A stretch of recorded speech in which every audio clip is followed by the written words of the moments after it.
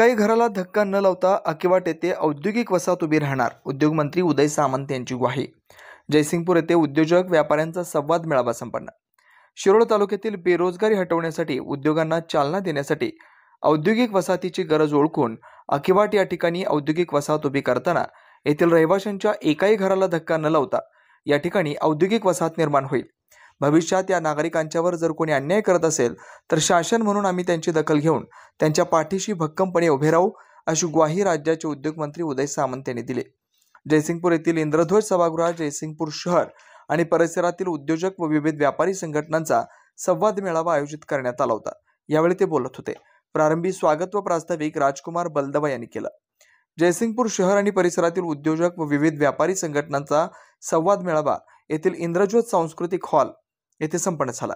यावेळी उद्योगमंत्री सामंत बोलत होते। प्रारंभी स्वागत व प्रास्ताविक योगेश बलदवा यांनी केलं।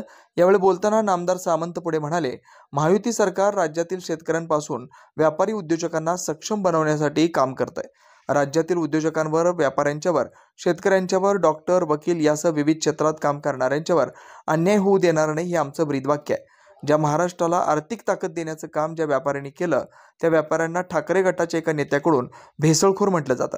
त्याचा बदला आपण सर्वांनी घेतला पाहिजे। शैक्षणिक, सहकार, उद्योग, शेतीला प्राधान्य महायुती सरकारने दिलंय। राज्यातील उद्योग उभारणीसाठी प्रत्येक तालुक्याला औद्योगिक वसाहत मंजूर केली।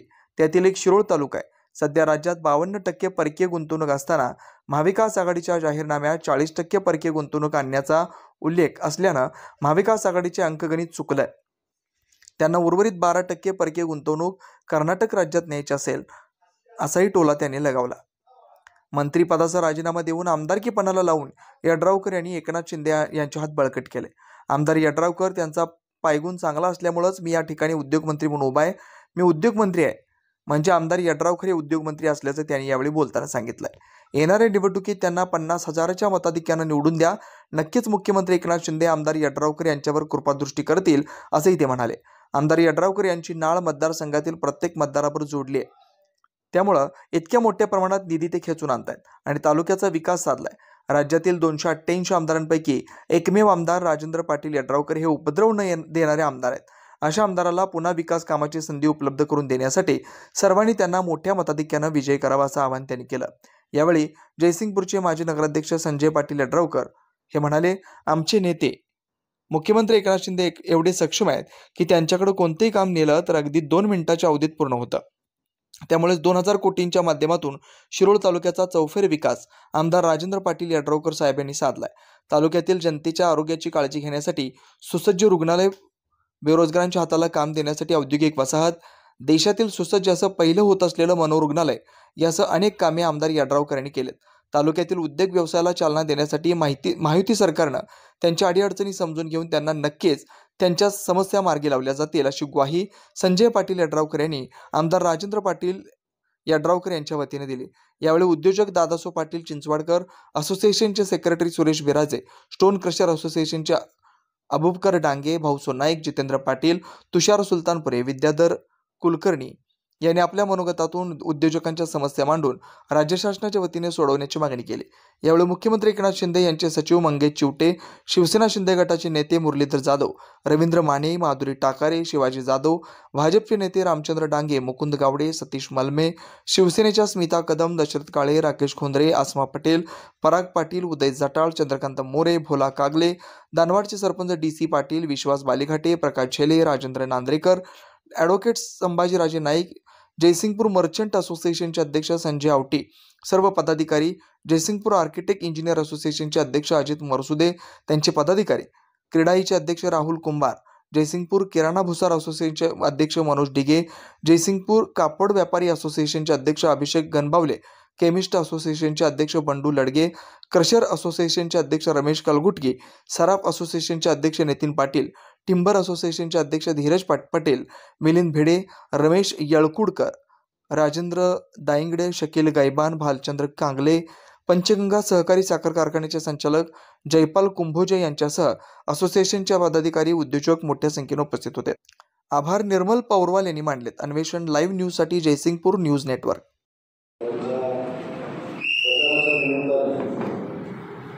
आज या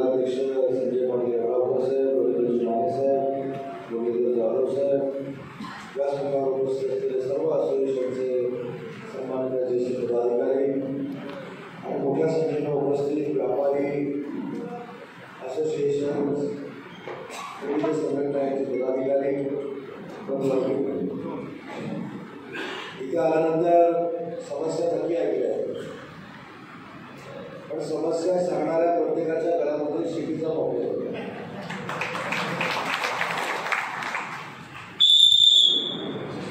अशी पण पाहतो.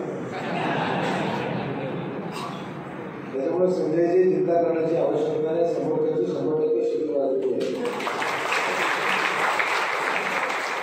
पण आज सकाळी एक मुलाखत असते, या महाराष्ट्रातले सगळे व्यापारी भेसळखोर आहेत.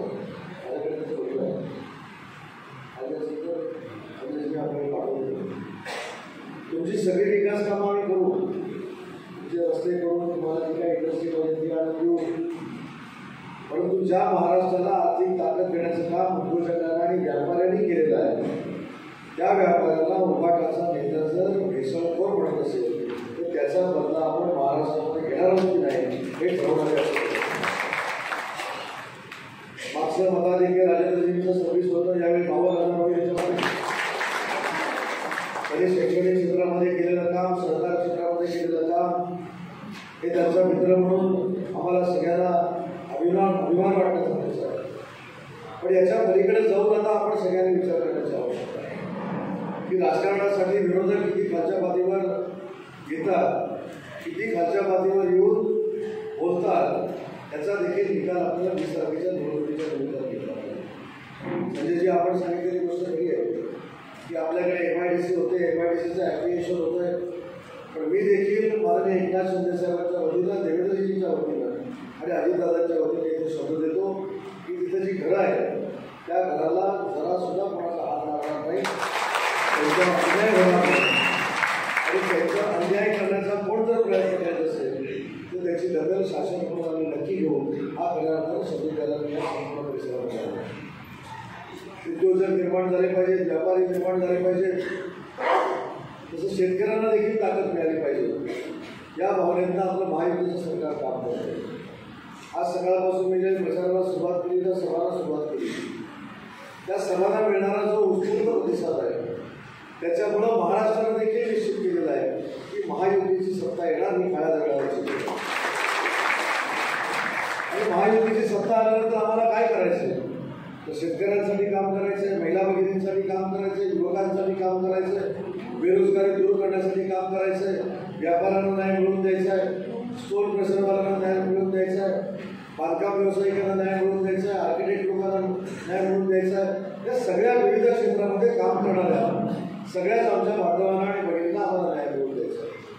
तर हा न्याय मिळवून देत असताना पूर्वी असणाऱ्या सरकारने आपल्यावर किती अन्याय केलेले आहेत त्याचा देखील लेखाजोखा बघून आपण 20 तारखेला आज आम्ही सत्तेमध्ये 2.5 वर्ष एकनाथ शिंदे साहेबांच्या नेतृत्वाखाली काम करतोय. देवेंद्रजी आमचे नेते आहेत. आम्ही सगळे मिळून काम करत असताना मी जो उद्योगमंत्री म्हणून घेतलेला अनुभव आहे, कायम या दोघांचं तिघांचं म्हणणं हेच असतं की उद्योजकांवर, व्यापाऱ्यांवर, डॉक्टरांवर, वकिलांवर, समाजातल्या कुठच्याही घटकावर अन्याय व्हायला द्यायचं नाही, हे आमचं महायुतीचं ब्रीदवाक्य आहे. आणि या भावनेचं आम्ही जर काम करत असतो तर पूर्वीच्या सरकारनं काय दिवे लावले होते त्याचं देखील आत्मचिंतन त्याने तर केलंच पाहिजे, पण त्याचा विचार आपण देखील केला पाहिजे. झालेला आहे. सहकार क्षेत्रामध्ये देखील या संपूर्ण परिसराची आपल्या सगळ्यांच्या मार्फत उन्नती झालेली आहे. पण शैक्षणिक क्षेत्र असू दे, सहकार क्षेत्र असू दे, पूर्वीच्या सरकारचा काही सुद्धा संबंध नाही. कोण त्याच्यावर चर्चा देखील करत नव्हते. चर्चा फक्त फेसबुक लाईव्हवर व्हायची, पण संवाद करून किंवा डायलॉग करून कोणाची चर्चा व्हायची नाही. परंतु या सगळ्या क्षेत्राला न्याय देण्याची भूमिका जर कोणी घेतली असेल तर एकनाथ शिंदे साहेबांनी मुख्यमंत्री झाल्यानंतर, देवेंद्रजींनी उपमुख्यमंत्री झाल्यानंतर आम्ही सगळ्यांनी मिळून या सगळ्या गोष्टींना न्याय द्यायची भूमिका घेतली. आणि मगाशी कोणाला तरी सांगत होतो की 1961 सालामध्ये MIDC स्थापन झाली. 1961 सालापासून 64 वर्ष झाले. 64 वर्षामध्ये आम्ही फक्त 250 MIDC करू शकतो. त्याचा आता तुम्ही रेशो काढा.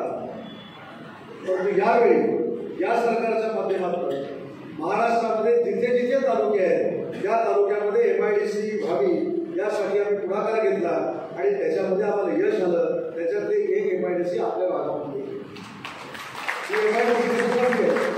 फक्त उद्योजकांना आणण्यासाठी नाही किंवा उद्योग आणण्यासाठी नाही, तर उद्योजक आणि तो उद्योग आल्यानंतर परिसरातल्या बेरोजगार तरुणांना आणि बेरोजगार तरुणींना हाताला काम मिळतं आणि ती बेरोजगारी दूर करण्यासाठी आमच्या सरकारनं पुढाकार घेतला. आणि आपल्याला आश्चर्य वाटेल, यावर्षी ती लाडकी बहीण योजना वर्षाला 46,000 कोटीची आहे. पण हे 46,000 कोटी रुपये हे मार्केटमध्येच येणार. महिला भगिनी या 46,000 कोटीचा उपयोग हा मार्केटमध्येच करणार आहे, व्यापाऱ्यांकडेच करणार आहे. काही लोक कपडे घ्यायला जातील, काही लोक डॉक्टरांकडे जातील, काही लोक घरं बांधण्याचा हप्ता करतील, काही लोक बँकेमध्ये जातील, काही लोक पतपेढ्यांमध्ये जातील, काही लोक अजून काही व्यवसाय करतील. या व्यवसायामुळं हे दरवर्षी